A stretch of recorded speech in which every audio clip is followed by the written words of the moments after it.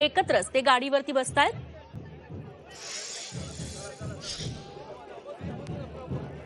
याआधी दुपारी जो कार्यक्रम झाला तेव्हा देवेंद्र फडणवीस आणि छगन भुजबळ एकाच मंचावरती होते। मात्र ज्या शरद पवारांची साथ मागच्या 1.5 वर्षांपूर्वी छगन भुजबळांनी सोडलेली होती, त्याच शरद पवारांसोबत खांद्याला खांदा लावून आज छगन भुजबळ पुन्हा एकदा बसलेले बघायला मिळतात। मंत्रिपद न मिळाल्यामुळे मागच्या काही दिवसांपासून छगन भुजबळ हे नाराज आहेत। ही नाराजी त्यांनी उघड बोलून दाखवलेली आहे आणि अप्रत्यक्षपणे या नाराजीचं कारण अजित पवार असल्याचं देखील त्यांनी बोलून दाखवलेलं आहे। तेव्हापासून शरद पवार पक्षाच्या ते थोडंसं जवळ गेल्याचं पाहायला मिळाले।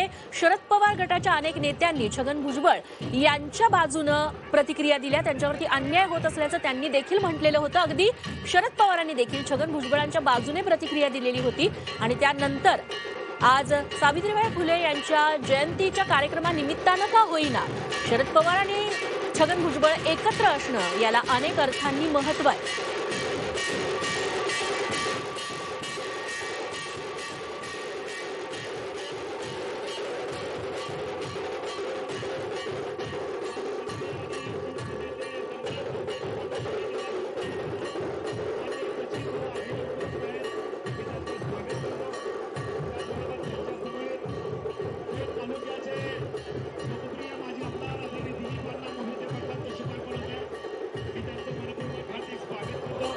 तेव्हा कार्यक्रम स्थळापर्यंत छगन भुजबळ शरद पवार हे या छोट्या गाडीतून एकत्र पुढे जात आहेत। आता मंचावरती हे दोन्ही नेते मंडळी काय भाषण करतात, एकमेकांबद्दल काही बोलतात का, हे बघणं महत्त्वाचं ठरणार आहे। याआधी फडणवीस आणि छगन भुजबळ यांनी एकमेकांवरती स्तुतीसुमनं उधळलेली होती, तसंच काहीसं चित्र या कार्यक्रमात देखील बघायला मिळतं का, हे बघावं लागेल।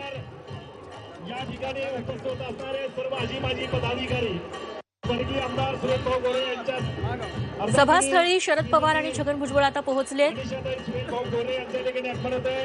मी त्यांचं स्वागत करतो। जिल्हा प्रमुख या ठिकाणी उपस्थित आहेत, त्यांचंही मी मनपूर्वक स्वागत करतो। कृषी उत्पन्न बाजार समितीचे सन्माननीय सभापती माननीय विजयसिंह ॲडव्होकेट विजयसिंह शिंदे पाटलांचं आगमन झालेलं आहे। सर्व संचालक मंडळ उपस्थित आहे, त्याचबरोबर या ठिकाणी उपस्थित